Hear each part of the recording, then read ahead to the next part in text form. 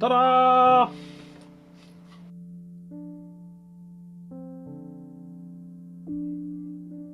Flesh and Blood, Arcane Rising, directly from distribution, and this one definitely gets some extra love because you can see that it was loved in its life. So, what's inside? Well, cardboard crack. That's what's inside. We're excited to open some more cardboard because there are some single cards that we are looking for that we just don't have at the moment. So. This is now officially out of print.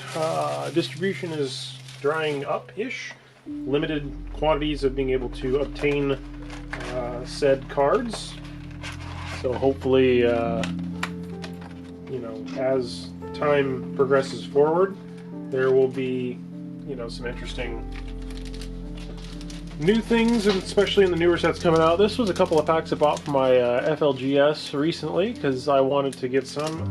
One of the things that I thought about doing, so I'm going to do it in this one, is I'm going to take one of each pack art, and we are going to save one of each pack art. So boom, there's your first four pack art. So you have 1, 2, 3, and 4. So we're going to use those as my wall art, and the rest of the box we're going to open up because we opened up 4 packs the other day, which is basically a box. So let's go ahead and get started. I will remove my stuff from the side over here, put these to the back, and wish us luck. So some things to talk about as we go into this. Predictions of the new set. A lot of people are predicting different things, and I don't know how they're going to handle reprints in the long run, because the game is a living game. So there is essentially a forever list of cards, and that forever list of cards is cool, with the exception of the fact that, you know, these old out-of-print sets now are going to be a tad harder to get a hold of. You know, I'm a mechanologist player. That's one of my favorites. I actually have my deck that somebody just got done helping me build, because I'm not that great at building decks, but I'm learning. And they basically told me that, you know, unless the new sets have cards that are, you know, of interest, there really is no incentive to purchase those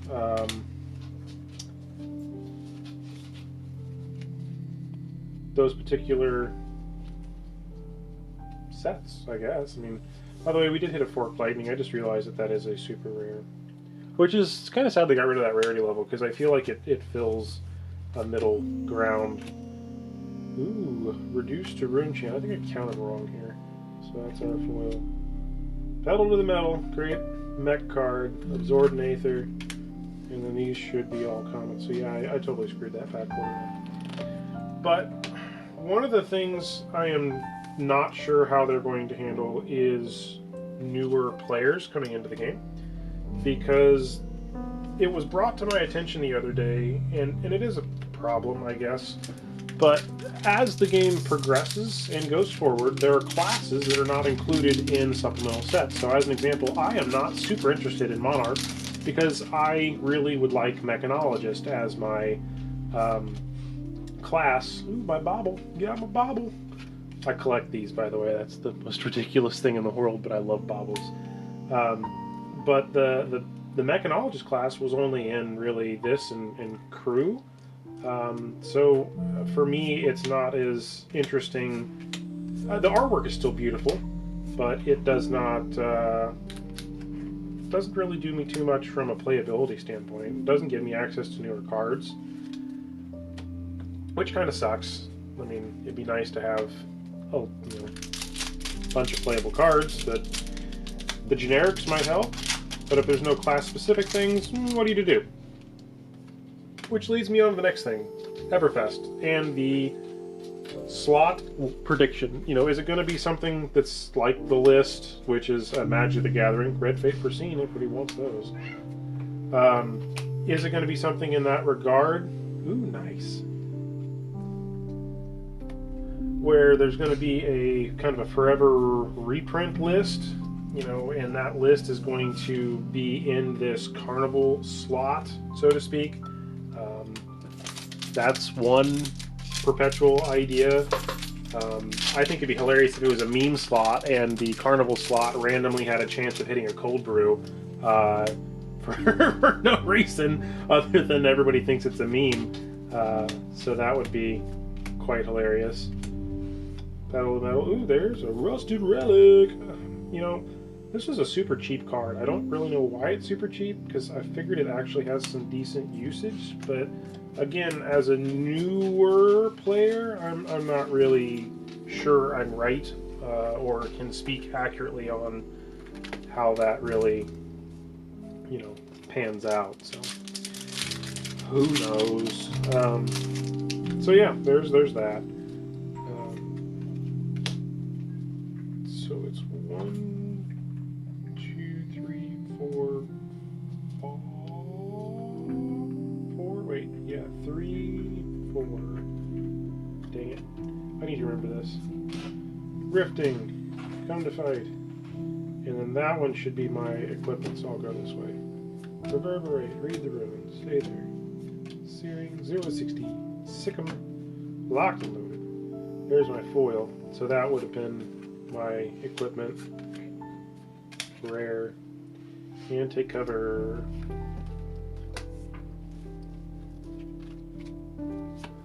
Something interesting also is in this set, one of my favorite cards, and we'll see if we hit one, is Cash In.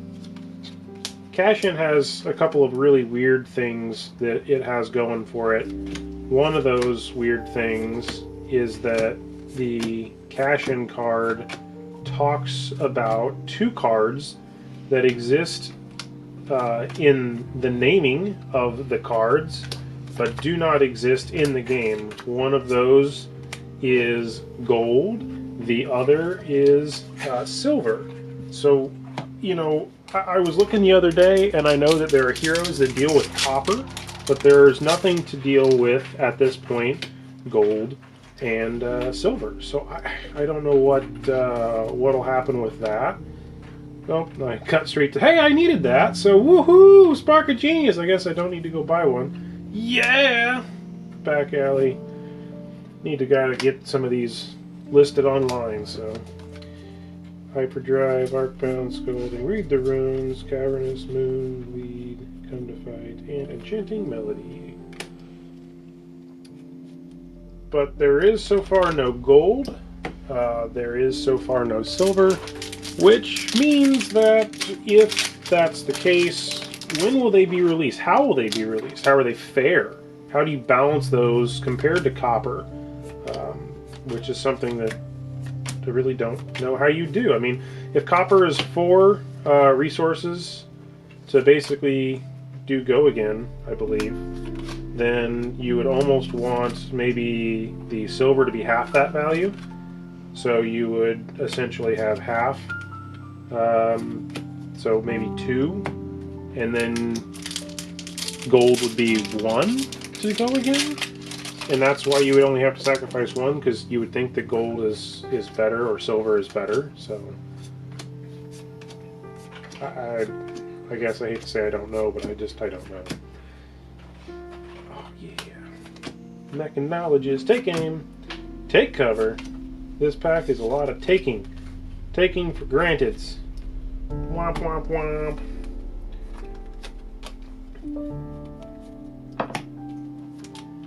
Let's see. Cold brew, speaking of that, because I said it was kind of a meme, is what rarity level is that going to end up being in the new set? Because it would be interesting to see if they are going to put it... Oh, there you go, Red and Ledger. If they're going to put it at a rare or a majestic, you know, I don't know. It has to obviously kind of come back out for it to be used again, especially if it combos with cards, or maybe it doesn't come back out again and you're kind of forced to buy the old copies, which doesn't really do the new players much good. Dash! Love it. Volt. Rune. Scalding. Sick'em. Back Alley. Lead, Fate Scene, Talismanic, Absorb, Amplify, Foil Fate Scene, 0 to 60 Searing Shot.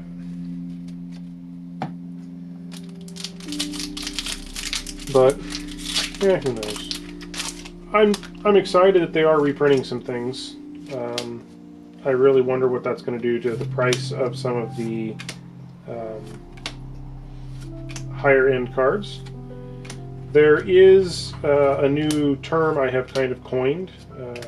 You know, it's not really anything fancy, but fabled in bulk, or fables in bulk, depending on how you look at it. Because basically, in order to get the fabled cards, people are opening so much product that's how I'm able to have people say, "Hey, I have an entire USPS large flat rate box full of just common cards from Welcome to Wraith." Which, if you basically take that math out correctly, it's essentially about 100 boxes worth of cards, because in each pack you're getting 12 commons. So there's 1, 2, 3, 4, 5, 6, 7, omit these 3, 8, 9, 10, 11, 12. So other than getting rares and foils, if you just take the commons, 12 of these cards just like this, that is one pack. There are 24 of these in a box. So really, when you start to math that out, if you take that 7,000, which is basically what fits in a USPS flat rate box, and you divide it by 12, that's 583 packs. And that basically is, again, 24 booster boxes. So I was off by that. But that is, what, 4, 8, 12, 16, 20, 24. That's 6 cases worth of product in one box. And, well, I know that there are more people that just have random amounts of, stuff that they've opened. Crack bubble! Bubbly, bubbly, bubbly, boop. I think it's useful to have it all. Alright. Because sooner or later, someone's going to want to play with it. Chanting Melody. Plunder Run. Oh, a foil Majestic Red in the Ledger. So 2 Red in the Ledgers. You may only have Red in the Ledger if your hero is Azalea. So that's neat. 1 box. 2 Mythics. I can't. How many? It's so hard to not call them Mythics. I don't know why. We still haven't even seen the card that I was hoping to see. Sonic Boom, there's a good one. It's a Majestic, Pedal to the Metal, Wizard, Monocle, and then the rest of these. But yeah, we're definitely trucking along. I mean, there is some serious hype for Everfest coming up. I'm hoping to get a bunch of commons and rares for people on the web so that they can get access to it.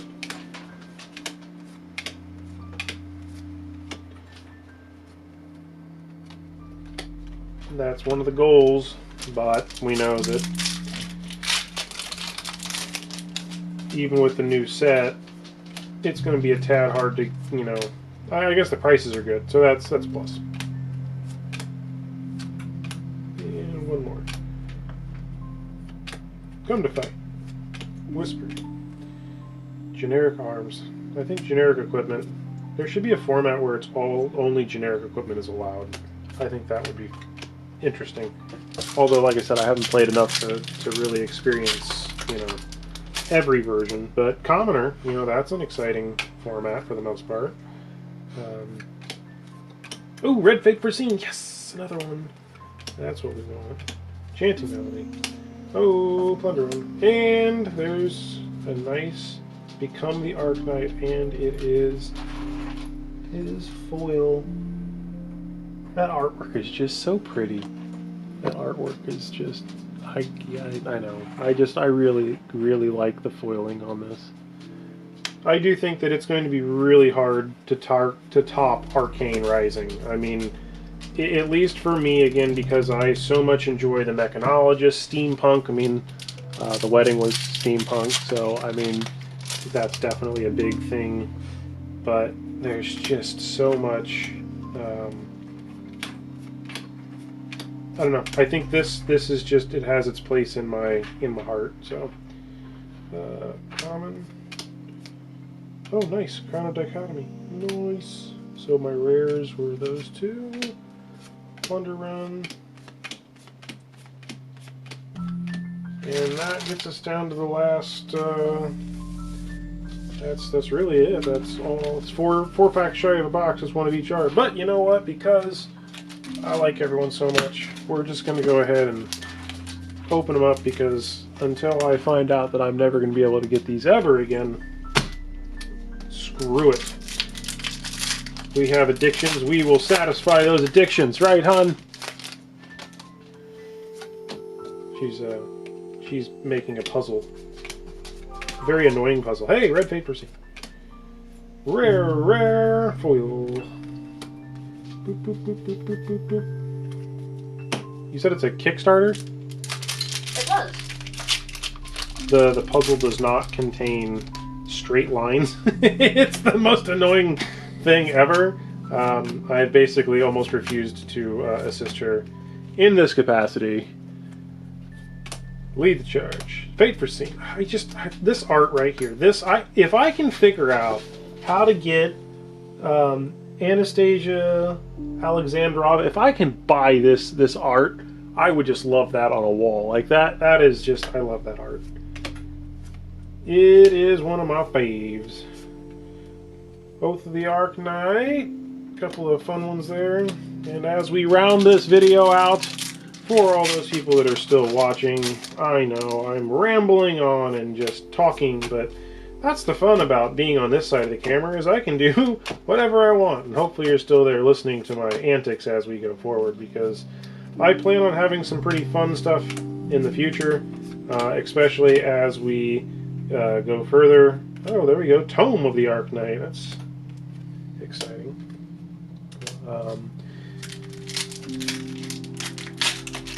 I can't wait to see what Flesh and Blood has in store as we go forward, because, well, I feel that this game does have legs. It will definitely stand the test of time, as long as they don't print it into oblivion and they can do some level of satisfaction for collectors and players. And on that note, I thank you so much. This has been a super fun opening here. I'm excited that we hit some cards that we were looking for. Got some more singles to sort here, some more foils that'll be getting listed here shortly. So that will fill in some gaps in some of the online inventory, hopefully, and go from there. If you have bulk cards, we are looking at purchasing some bulk cards. We're not really sure on the rates just yet, because the problem is so many people are opening product, especially Unlimited. Tales of Aria is a good example of that. Monarch Unlimited, that unless you're hitting the Majestics or Fableds or Legendaries, you're really not. I mean, people are after some of these cards, but for the most part, you know, the players already have most of them. The most popular card that I've been selling is actually Fate Foreseen, Razor Reflexes, and then another super staple card apparently, which is Sink Below. So as I've been sorting and pulling these out, because people are basically buying those as fast as I'm listing them.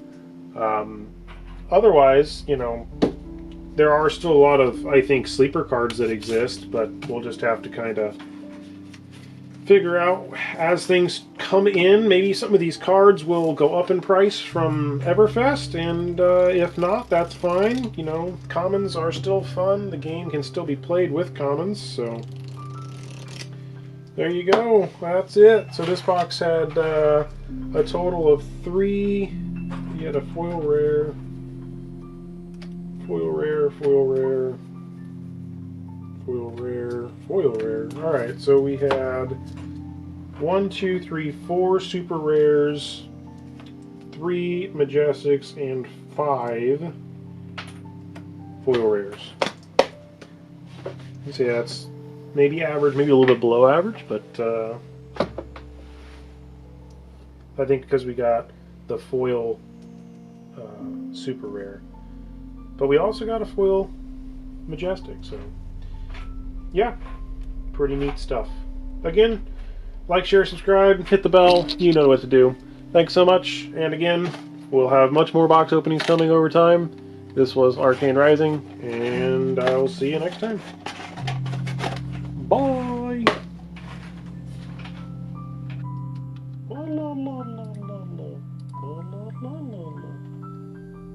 Oh, cash in is in crew. Shit.